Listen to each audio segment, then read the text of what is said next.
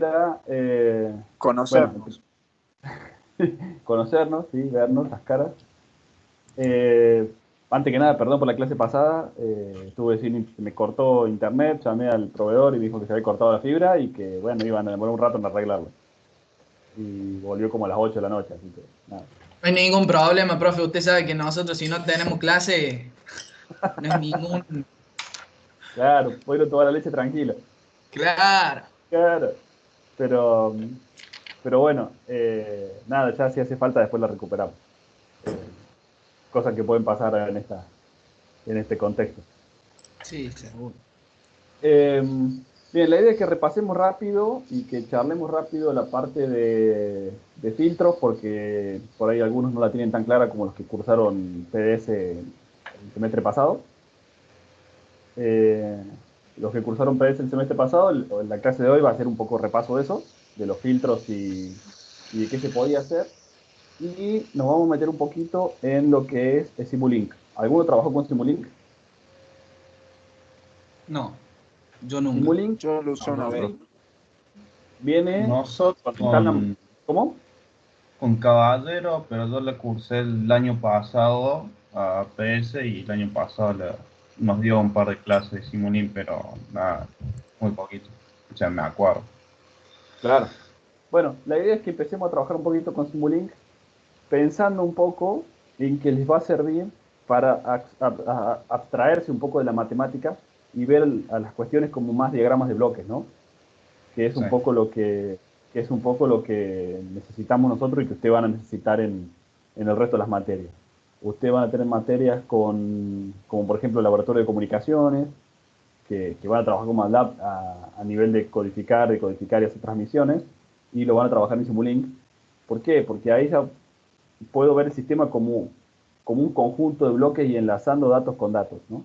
Cosa que si yo lo trabajo en MATLAB, voy a tener, digamos, lo veo más como un programa, más que como un sistema, ¿está bien?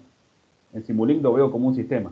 Entonces puedo seguir, puedo poner osciloscopios, puedo poner cosas que, digamos, si bien es lo mismo una cosa que la otra y se podría trabajar en las dos, lo que veo como en MATLAB como una impresión, como una gráfica, en Simulink lo veo como un osciloscopio, digamos, a ese nivel es lo que podemos ir cambiando y lo que podemos ir trabajando.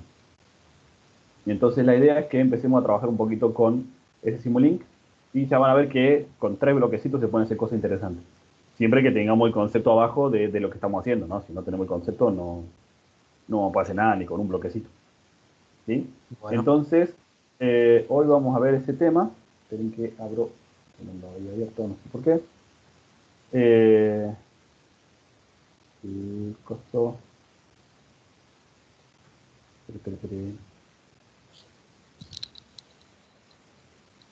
Bueno, vamos a arrancar Bueno, vamos a pasar rápido. Vamos a abrir las presentaciones y vamos a pasar rápido.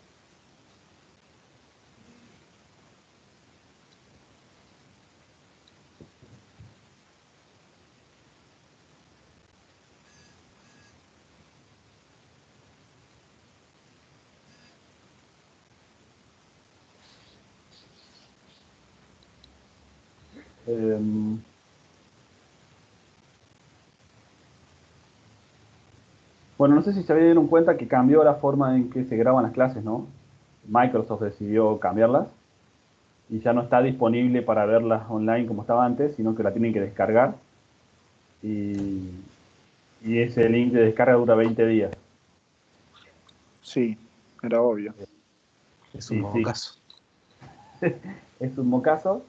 Lo que pasa es que me parece que estaban saturándose los servidores ya, ¿no? A No Microsoft había también nube que aguante así. Claro, no hay nuevo que aguante. A Microsoft también se le termina el espacio. El espacio con disco rígido, no queda otra, ¿no? Tampoco si es pone- tan infinito. Claro, el infinito no existe ni siquiera para Microsoft. No estoy muy seguro de qué pasa con Google. Capaz que a Google sí le existe el infinito, eh, pero a Google es tema Microsoft, aparte, digamos. claro, sí, maneja otras reglas. Sí, es otra Claro. cosa. Lo que pasa es que En las big ligas. YouTube a mayor video, mayor plata. Claro, Mayor cantidad de video, más plata para ellos. sí, lo monetiza YouTube. El Microsoft no hace eso. Microsoft no está monetizando, entonces, eh, bueno, no lo puede. ¿Cómo le va, don Blanco? Hola. Entonces, bueno, Fragmentado. sí, está atorado con la garganta, don Blanco.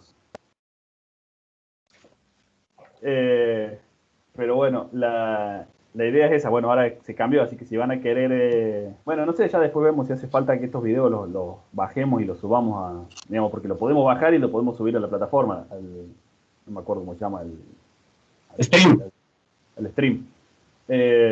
Si hace falta, lo hacemos para que nos quede ya... como bacapeado eso, ¿no? Si hacemos eso, duran. Digamos, el tema es que no lo hace automáticamente. Antes lo hacía automáticamente. Así que capaz que, bueno, me voy a poner, lo voy a hacer así, ya nos quedan las clases ahí por si tienen alguna referencia. Bueno, profe, sí, sería un golazo, la verdad, porque las otras materias Igual, no lo están haciendo y hay veces yo lo que estuve no se subiendo en elabora YouTube mucho. a las otras materias. O bueno, ¿Cómo? subirlo a YouTube también. Porque ahí es más seguro que quede, por lo menos que permanezca. Bueno, las voy a subir a YouTube, entonces yo estoy subiendo a YouTube las que doy en la UTN, que esas las doy por Zoom y las grabo y las subo a YouTube, así que haré lo mismo con esto, no me molesta para nada. Bueno, Así que las hago ahí, las subo a YouTube y ya está disponible para que nos quede eternamente hasta que el infinito le llegue a Google. Bueno, como les decía, vamos a hacer un repasito muy rápido del tema de los filtros, porque vamos a seguir metiéndonos ahí, ¿no? Vamos a seguir metidos con filtros y ya lo han visto con César que van a trabajar con los DSP, aunque sea simulados.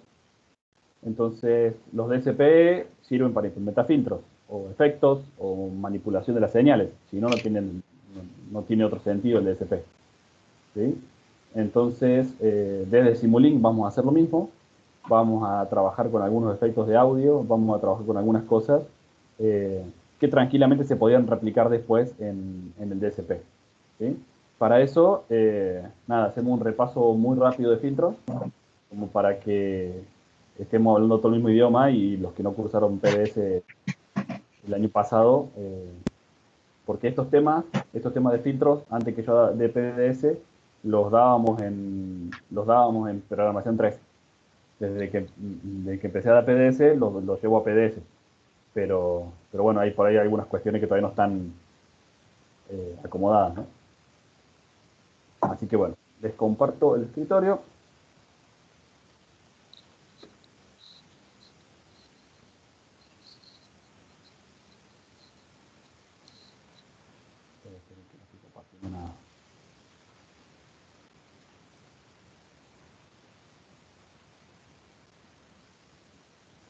Bien, ahí están viendo, me imagino.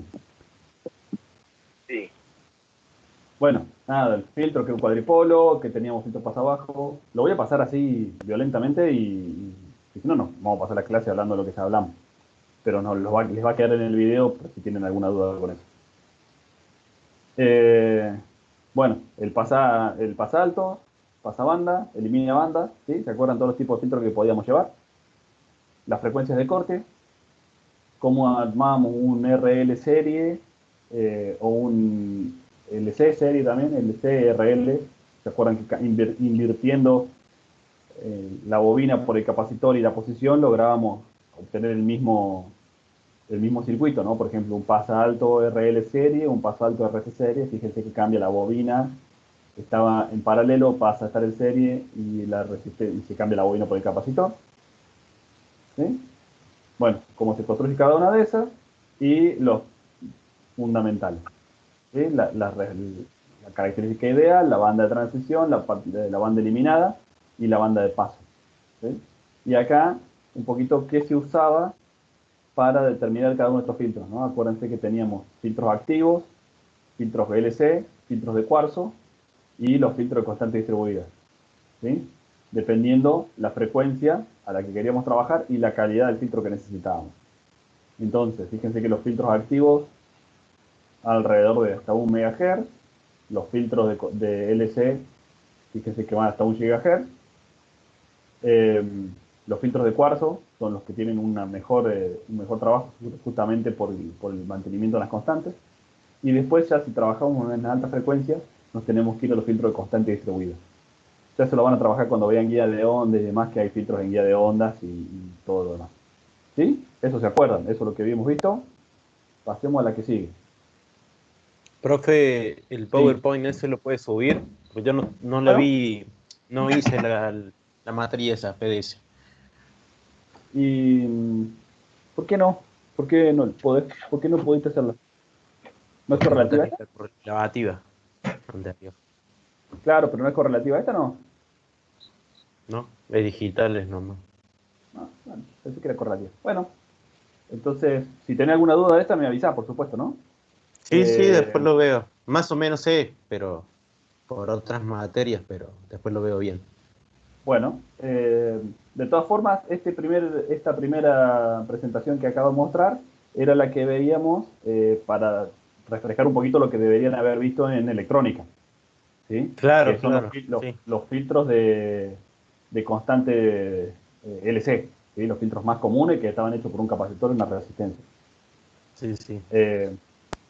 El próximo tema, digamos, esos eran los filtros donde yo más común y más he trabajado. Lo próximo es los filtros activos, ¿sí? Los filtros activos se trabaja con componentes activos, justamente, ¿no? Los componentes activos, en este caso, son los amplificadores operacionales, ¿sí? Generalmente, amplificadores operacionales, resistencia y capacitores. Eso hace un filtro activo. ¿Cuál es la ventaja? Y logra una respuesta mucho mejor que el filtro pasivo, ¿sí? Que el filtro VLC. ¿Por qué? Porque justamente aprovecho las características de amplificadores operacionales. Eso sí lo han visto. Amplificadores operacionales sí. Sí. O sea, la ganancia muy elevada que tienen y la altísima impedancia de entrada. Eso hace que la respuesta del filtro sea mucho mejor y hay diseños y se va trabajando con los distintos filtros para lograr distintas respuestas. En esencia, y los más usuales son tres, ¿sí? Butterworth, Chebyshev y BC. Fíjense acá en esta gráfica cómo No está compartiendo. No estoy compartiendo pantalla. Entonces no se van a fijar nada.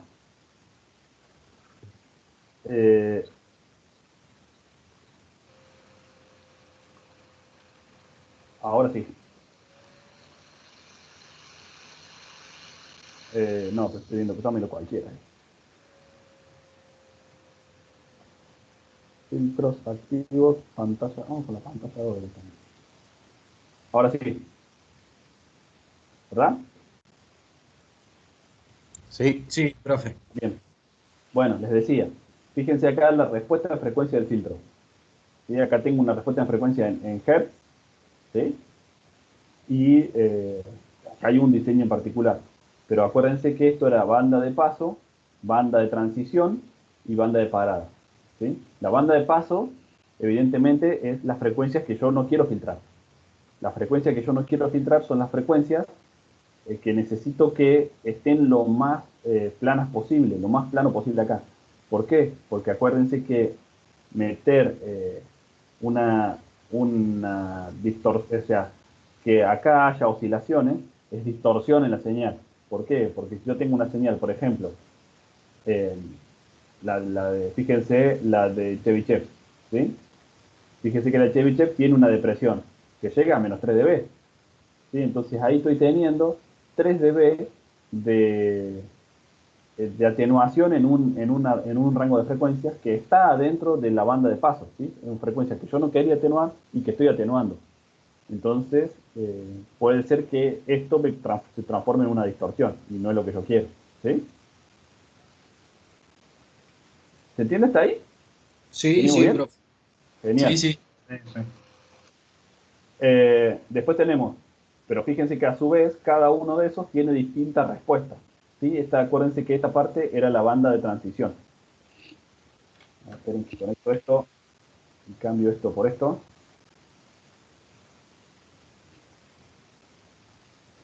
Fíjense que lo que tengo de acá a acá, esto es la banda de transición. ¿Sí? Esta banda de transición es el tiempo que el filtro tarda en hacer justamente el filtrado, en apagarse. Depende del polinomio, es la velocidad o el ancho de esta banda de transición. Entonces, cuanto más rápido es la banda de transición, mejor filtrado voy a poder tener, o sea, puedo discriminar mejor las frecuencias. Pero eso tiene un costo. Por ejemplo, el que tiene mejor banda de transición, que es el de Chebyshev, fíjense todo el ripple que tiene acá. Entonces eso hace que tenga que elegir bien qué tipo de filtro quiero armar a la hora de trabajar en un sistema, ¿verdad? ¿Sí? Bien. Sí, profe. Bueno, los de Butterworth están basados en el polinomio de Butterworth. ¿Sí? Son diferentes trabajos matemáticos que han ido desarrollando el polinomio para, ya vamos a ver la ecuación para calcularlo y cómo se desarrolla, pero obviamente tienen menos 20 dB por década por polo, eso lo han visto, ¿no? Eso lo saben, eso lo han trabajado. Y tiene sobrepasamiento, oscilaciones moderadas. El de Chebyshev, bueno, acá tiene un poco las características de cada uno, ¿no? Basado en el polinomio de Chebyshev, por supuesto. Tienen rizado, ripple, depende de la bibliografía, es como van a encontrar esa palabra. Es justamente esto, ¿no? En la banda de paso, ¿cuántas oscilaciones tengo ahí? En este caso, tengo oscilaciones pronunciadas. Fíjense si lo comparamos con el de Butterworth, por ejemplo, ¿no? Fíjense que el de Butterworth es este de acá. Viene plano, viene casi plano acá. Entonces, al ser casi plano, lo que hace es justamente esas oscilaciones no me distorsionan la señal. Pero tengo una respuesta más corta justamente el apagado del filtro, ¿no? El tiempo de reloj. Bueno, Bessel también tiene sus características, ¿sí? Están basados en Bessel, una banda de paso, una respuesta menos constante que la de Butterworth. Fíjense que Bessel es este de acá, el que está por abajo, este.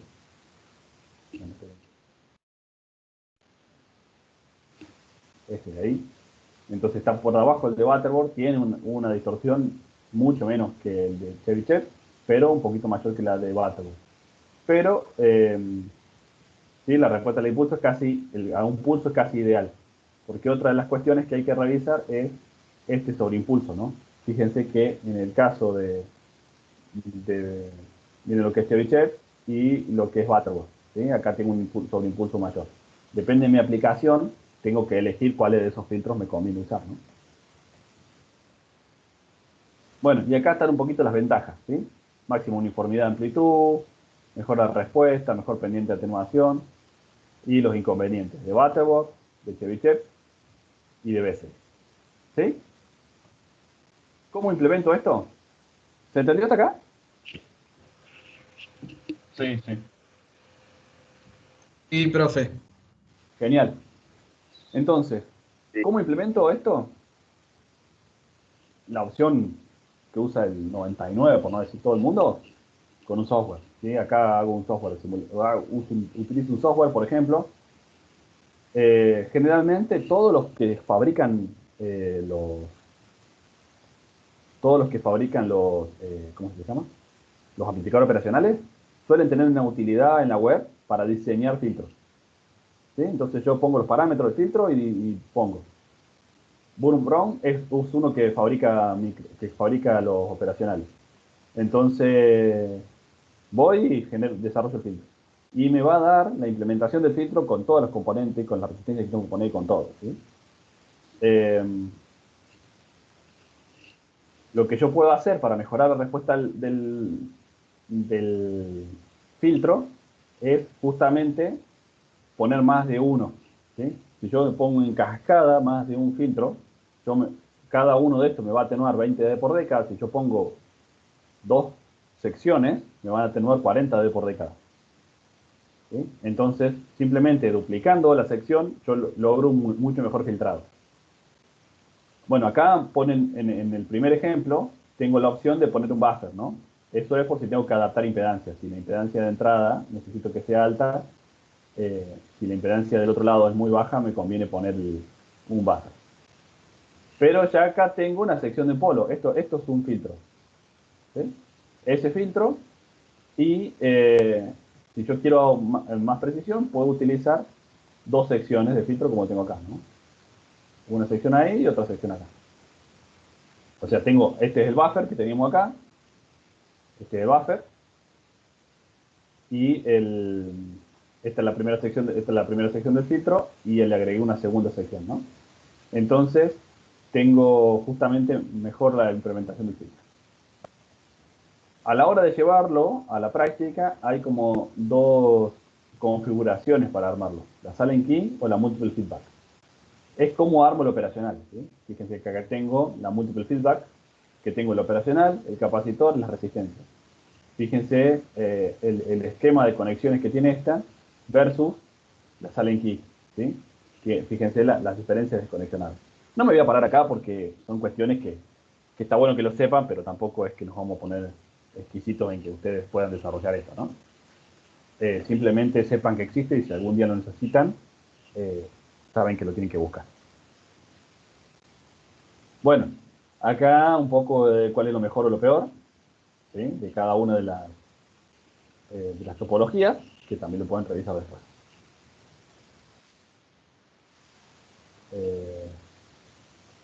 No se mantiene.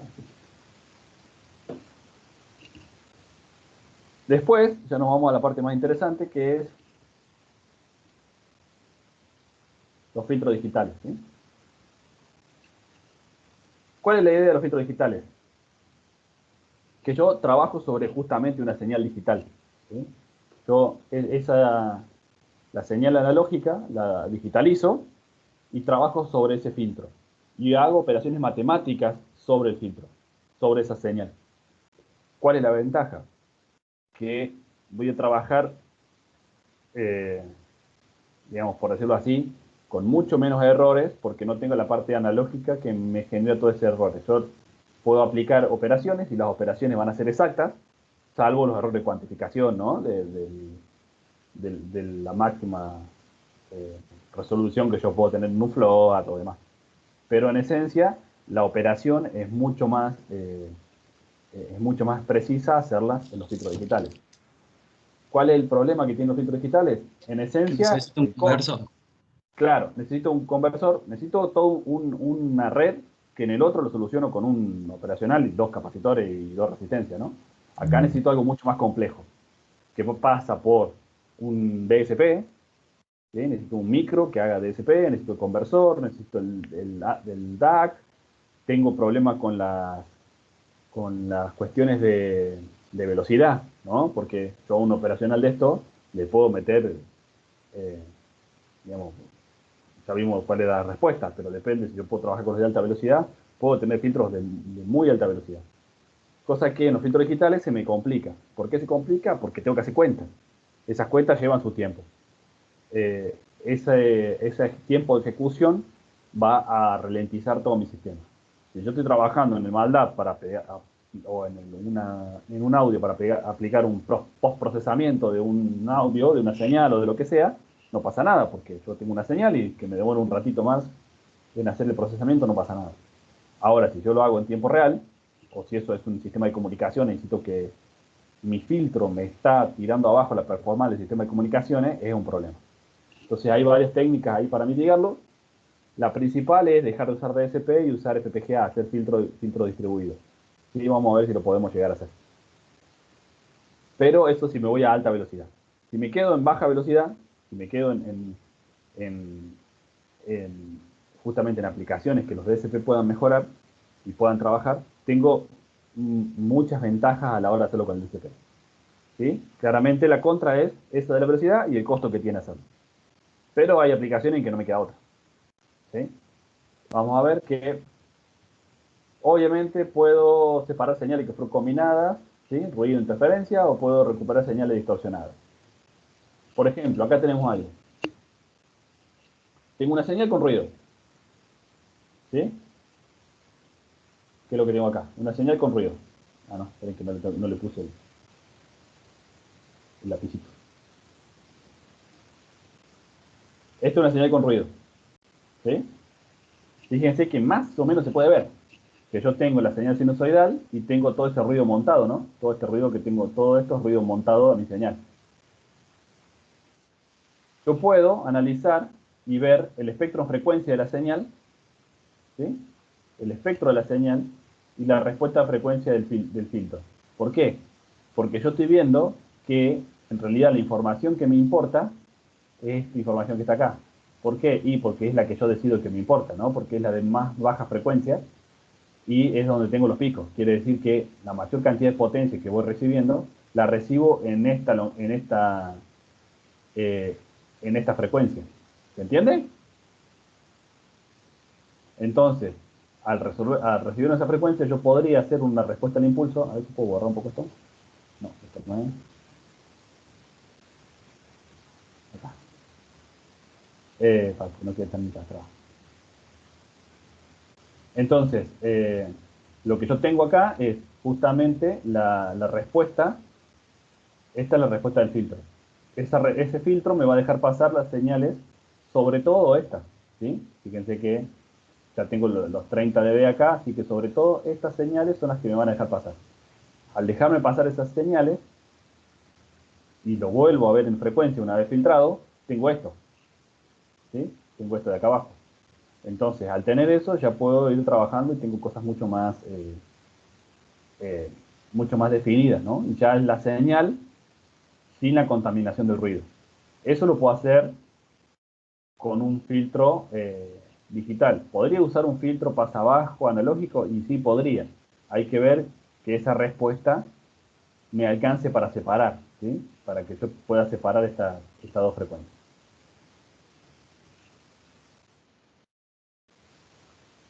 Por ejemplo, otra cuestión es que yo puedo, al trabajar matemáticamente con la señal, yo acá tengo una señal transmitida, ¿sí? La transmití. El canal me la deforma, ¿sí? Respuesta a frecuencia del canal de transmisión. Al deformármela, fíjense cómo la deforma el canal, ¿sí? Me está atenuando las frecuencias que están para este lado y esta la tengo en su plenitud. Entonces, ¿qué es lo que voy a lograr? Voy a lograr una deformación de la onda, ¿sí? La onda está deformada y si yo tengo información en la onda, me va a llegar información deformada. ¿Qué es lo que puedo hacer? Y si yo puedo modelar esto, si yo puedo saber cuál es la respuesta, si yo sé la señal que me tiene que llegar y sé la que me llega, puedo modelar cuál es la distorsión. Entonces yo modelo cuál es la distorsión, puedo aplicar la opuesta, ¿no? Acá tengo la señal recibida, esto es la señal digamos, la distorsión que me genera el canal, y esta es la opuesta a eso. Entonces yo, al aplicarle la función opuesta a la señal que me llega del canal, logro recuperar la primera, ¿no? De una forma matemática. Matemáticamente recupero la primera. Simplemente pudiendo modelar el canal, ¿sí? El canal y el filtro inverso. Yo modelo el canal y ese canal va a ser las veces de que me va a mejorar la historia, ¿no? ¿Se entiende? Bien. Sí, profe. ¿Qué tengo para hacer? Y generalmente, si yo tengo una señal y mi único objetivo es filtrarla, voy a tener que armar un esquema como el que sigue, ¿no? Voy a tener que poner un ADC para hacer la conversión, voy a tener que hacer el filtrado y voy a tener que poner un DAC para volver a convertir a digital, a analógico, perdón. Acá tengo, fíjense, un filtro de ventana, ya lo vamos a ver, para los que no vimos, ya lo vamos a ver, que es un filtro de ventana que está aplicando la ventana de Blackman con 32.001 muestras. Y fíjese la respuesta que me genera ese filtro. Es una respuesta de libro, ¿no? De manual. Totalmente plano, en los 0 dB, ¿sí? Y cuando llego a la frecuencia de corte, fíjense el roll-off, ¿no? Es instantáneo hasta los menos 100 dB. Ahí ya se abre un poquito, pero allá tengo 100 dB de atenuación. Entonces, esta es un filtro ideal, casi ideal, rozando lo ideal. ¿Cuál es el problema de este filtro?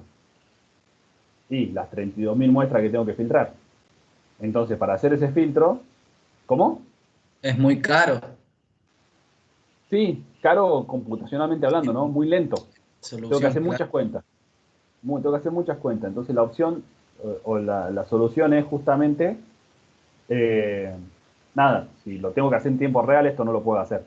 Si lo tengo que hacer y después, o sea, capturo las muestras, post proceso y vuelvo a generar la señal, no hay problema porque ahí me puedo demorar el tiempo que quiera, ¿sí? Pero no lo puedo hacer en tiempo real, digamos, ¿no? No puedo meter un audio ahí y escucharlo del otro lado porque no va a salir. Bien. Se va a salir, pero va a salir no en tiempo real, digamos, va a tener un delay. Sí, pero no solamente va a ser el delay que voy a tener un par de segundos, sino que como cada muestra, yo voy a capturar que trabajo y tengo una salida, y eso tiene que ser menor que el tiempo de muestreo. ¿Por qué? Porque yo necesito tirar esa muestra a la salida en el tiempo de muestreo, porque si yo no tengo la muestra a la salida en el tiempo de muestreo, lo que voy teniendo es una muestra cada tanto, ¿sí? Voy a tener un audio cortado. No es que lo voy a tener trazado en el tiempo. Claro. Lo voy a tener trazado en el tiempo si yo capturo, proceso y doy. Y ahí sí tengo un audio con delay, ¿sí? De 10 segundos o de 10 minutos, no sé, pero tengo un delay ahí. Pero si yo no logro hacerle procesamiento antes que llegue la otra muestra, yo no la puedo poner a la salida. Y como no la puedo poner a la salida, voy a dejar espacio sin llenar de la señal de salida, ¿no? Entonces ahí es donde se pierde todo, no tiene sentido. Pierde información. Claro, pierde información. Bueno, un poco lo mismo, ¿no? Pero acá está en el número. Ganancia de la banda pasante, fíjese que tiene una variación del 0,02%. ¿Sí? Es perfecto. Banda de transición, 4 Hz a una frecuencia de muestreo de 44 kHz. ¿Sí? Nada, excelente. Residuo del 0,02%. Sí, es un filtro ideal. Bueno, las características son las mismas de un filtro analógico, ¿no? Respuesta en impulso, respuesta en frecuencia, respuesta en escalón. Son las 3 formas de caracterizarlo. ¿Sí? La más clara y la que más nos gusta ver es la respuesta en frecuencia, porque ahí tenemos bien claro cómo es la banda de paso, cómo es la banda la banda de atenuación, o sea, el roll-off, la banda de apagado y la banda de atenuación. ¿Sí? Y la respuesta al escalón nos permite ver justamente estos sobrepasamientos, que ahí sí tengo un poquito de sobrepasamiento. ¿Sí? Bueno, tengo dos formas de implementarlo a un filtro digital. Por convolución o por ecuación de recurrencia. ¿Sí? La convolución es el filtro FIR. ¿Sí? Respuesta al impulso, respuesta al impulso y infinitero. No sé por qué salió esto. Respuesta al impulso infinito. Respuesta al impulso finito. El otro es IR, respuesta al impulso infinita, que es el de ecuación de recurrencia. ¿Por qué? Porque en el filtro FIR yo pongo una muestra, la salida está compuesta ¿por qué? Por la entrada y por una muestra anterior. ¿Sí? Este delay quiere decir una muestra anterior. ¿Por qué? Porque cada una de las muestras anteriores se la multiplico por un coeficiente y esto va haciendo el filtro. En cambio, el IR está compuesto por la entrada, también multiplicado por unos coeficientes, y una realimentación de la salida. Entonces esto en algún momento puede llegar a oscilar. ¿Sí? No es lo que generalmente pasa, pero puede llegar a oscilar. ¿Cuál es la ventaja del IR? Que llega más rápido. Tiene un filtro más rápido que el FIR. Con menos cuentas, tengo algo más o menos similar. Acá está cómo se hace un filtro FIR. ¿Sí? La muestra actual, la salida actual, IN, es igual a la muestra actual de entrada, por un coeficiente, la muestra anterior, por otro coeficiente, la muestra anterior a la anterior, por otro coeficiente, y así sucesivamente. ¿De qué va a depender la cantidad de coeficientes? De la cantidad de muestra que haga el filtro y de la cantidad de cuenta que yo quiera hacer. Cuanto más coeficiente el filtro, más se va a acercar a la respuesta ideal, más tiempo me va a llevar a ejecutar. ¿Sí? En cambio, los IR tienen una sección que es similar, ¿no? Porque yo tengo la salida actual, es la entrada actual por un coeficiente, la entrada anterior por otro coeficiente, la entrada anterior a la anterior por otro coeficiente, y así sucesivamente. Y a la vez tengo una resta de la salida anterior a la anterior, y así sucesivamente. Entonces, en algún momento, fíjense que la salida es n más 1 muestras de entrada y n anteriores de salida. ¿Sí? Bueno, y acá está la comparación en los FIR, mejor respuesta lineal, no entran en oscilación nunca, o sea, no se vuelven inestables, porque no tienen realimentación. Pero tengo un gran número de términos en su ecuación. El FIR, muy abrupto, banda de transición corta, puede requerir hasta centenas de retardos, son eficaces, pueden proporcionar pendiente y corte muy pronunciadas, al poseer características de realimentación pueden oscilar. ¿Sí? Bueno, y acá un poco de dónde viene cómo viene la información. Yo puedo tener información en el dominio del tiempo, puedo tener información en el dominio de la frecuencia. ¿Sí? Esto ya después lo leen, para no meterlo en esto. Bueno, estos son, bueno, justamente acá tengo lo mismo, ¿no? Pasa bajo, pasa alto, suprime banda, lo mismo que tenían en el analógico lo tengo en el digital, por supuesto. El roll-off, ripple, atenuación, ¿sí? Como son uno con respecto al otro, cómo se miden, ¿sí? Roll-off, o el ancho de banda de transición. Por ahí me sale el roll-off, por ahí me sale la banda de transición y por ahí no me sale cómo decirle esa parte. Pero en esencia es eso, es el tiempo que el ancho de la banda de bajada. Ripple en la banda de paso. Del filtro, profe. ¿Cómo? El famoso tobogán del filtro. El famoso Si no tobogán le de sale filtro, tal cual. Sí, si no le sale roll-off ni banda de transición. El tobogán del filtro. Claro, a eso anda igual. Bueno, y en general tengo eso, ¿no? Ripple en la banda de paso. Hay veces que puedo tener, además del ripple en la banda de paso, ganancia casi. Yo te lo multiplico por un coeficiente, tengo ganancia, ¿no? El roll-off es esa banda de transición y la atenuación en la banda en la banda atenuada es cuánto el filtro me está atenuando después de la banda de transición. Y acá es cómo implemento los filtros en base a qué es lo que tengo que hacer. Si la información viene en el dominio del tiempo, puedo usar un media móvil o filtro de un solo polo. ¿Sí? Si viene en el dominio de la frecuencia, tengo que usar un coseno realzado, un single enventanado, o un Chebyshev, o puedo tener los diseños iterativos. Bueno, nada, esto es más de... no, aquí me encanta. No me va a escribir la diapositiva. Bueno, filtros de media móvil, los habíamos visto, lo vamos a repasar rapidísimo. ¿Cómo estamos? 18, 17. Bueno, si no nos va a quedar para la semana que viene la parte simulada. 6,5 tiene que hacer con César, ¿no? Y 45, creo. Sí, parece que es el... Claro, sí, sí. 6,5 termino yo y 45 empieza él para ver si queda. Bueno, ¿cuál es la idea? ¿Cómo? No, profe, disculpe, tenía prendido el micrófono.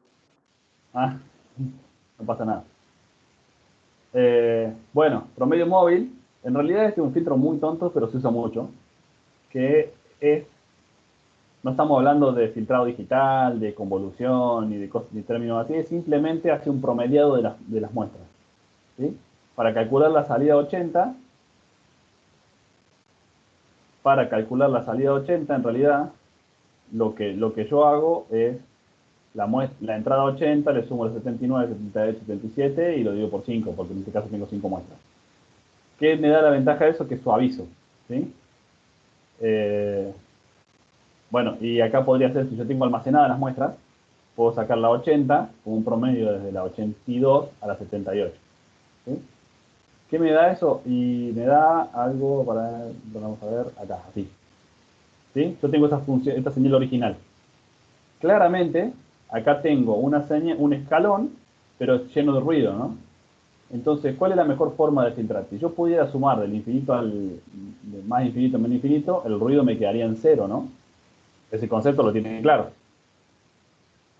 Entonces, si yo el promedio, yo promedio estas muestras, voy a tener la injerencia del ruido positivo, la injerencia del ruido negativo y en definitiva se me anularía, ¿no?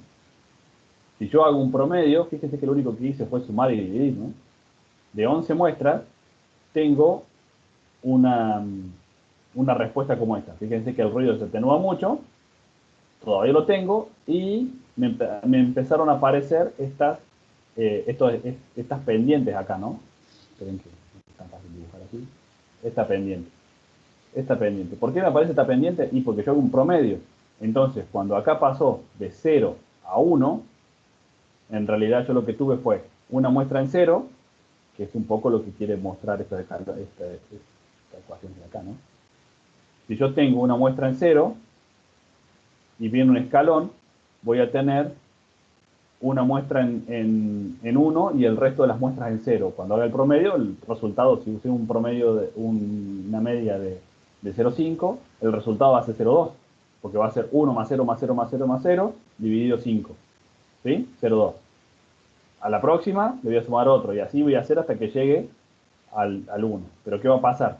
Lo que era un pico, o sea, lo que era un escalón, ¿sí? Era un escalón porque pasaba en una muestra de 0 a 1, acá ya voy a tener una pendiente, ¿sí? Pero depende de qué es lo que quiera hacer, no me molesta lo más mínimo. Ya si me voy a 50 muestras, fíjense que ese promediado hace que el escalón sea mucho más, o la pendiente sea mucho más leve, ¿no? Entonces, acá, hasta tener un valor que yo puedo considerar válido, miren todo el tiempo que pasó. ¿Sí? Entonces, bueno, hay que revisar esa parte, hay que ver que sea un método válido para filtrar esto. No en todos los casos. Esto generalmente funciona con señales muy lentas. ¿Sí? Sirve para arrimar ruido blanco. Es un filtro que me cuesta muy poco tiempo procesamiento hacerlo, porque tengo que hacer un par de multiplicación y suma. Es más, si yo puedo, fíjense esto, puedo utilizar la recursión. Es decir, si yo para calcular la muestra 80 hice este cálculo, ¿no? De la 77 a la 83 y lo dividí por 7, para calcular la 81 hago este cálculo. Pero si me pongo a pensar un poquito, fíjense que lo único que tengo que hacer para pasar de la 80 a la 81 es agarrar la muestra 80, sumarle la injerencia de la 84, que es la que suma acá, y restarle la 77, que es la que dejé de tener acá. ¿Sí? La injerencia, todo dividido por 7. Entonces, de esa forma, con una resta y una división muy simple, hago el cálculo de este filtro de promedios móviles, ¿no? Entonces, es un filtro muy cómodo, muy rápido para trabajar. ¿Sí? ¿Se entiende? Sí, profe. Lo que hace la pendiente esa es, o sea, te da menos resolución, ¿no es cierto? No, no es mi resolución, sino que se pone lento. ¿Por qué? Porque si yo estoy trabajando acá, por ejemplo, en este, ¿no? Donde yo calculo la muestra 80, la salida 80, ¿no? La salida 80 es la entrada 80, la entrada 79. Si todo está en 0, ¿qué voy a tener la salida? 0 más 0 más 0 más 0 más 0, dividido 5, 0, la salida ahí es 0. Y 80,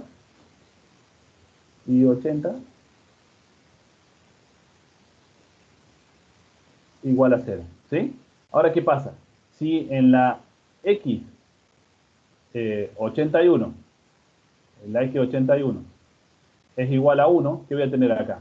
Si esto va a ser X81, va a ser 81, va a ser igual a 1, acá va a ser, digo, para calcular la muestra Y81. ¿Sí? La Y81, ¿por qué va a estar dada? Por la X81, que ya es igual a 1, la X80, que era igual a 0, la X79, que es igual a 0, la 78, que es igual a 0, y la 77, que es igual a 0. Entonces me va a quedar 1 más 0 más 0 más 0 dividido 5. ¿Sí? Me va a quedar 0,2. Entonces la I81, en lugar de ser 1, como sería la X, como si yo no hiciera el filtro, en vez de ser 1, va a ser 0,2. Recién en la que le sigue, Sin llegar al 1, digamos. claro, me demoro más en llegar al 1, tengo una pendiente La ahí. voy a tener recién en la 85, más o menos. Claro, cuando pase toda la longitud del filtro, ahí voy a tener el verdadero valor. Cuando todo esto sean 1. Claro. ¿Sí? Cuando yo haga 5 dividido 5, 1, entonces la I80 me va a dar 1. Cuanto más grande sea el filtro, más paulatino sea su subida. Entonces, me va a filtrar mucho mejor el ruido blanco, pero me va a demorar más en llegar al verdadero valor. ¿Sí? Sí, Recuerden, sí. gente, siempre uso el ejemplo de la balanza con esto, porque las balanzas tienen este tipo de filtros. La balanza de pesarse ustedes, ¿no? Fíjense que cuando se paran en la balanza, ¿qué hace la balanza? Oscila. Arranca. No, pero antes de oscilar. Arranca y ustedes se paran y arranca, empieza 10, 15, 20, 30, 50, ¿no? No arranca y no llega a, no sé, 80 y pasa a 81, 82, oscila un poquito ahí. Va subiendo en escalón. ¿Por qué? Porque tiene un filtrado de esto puesto. Entonces va subiendo de a poquito hasta que se acerca. Como la frecuencia de muestreo es alta, El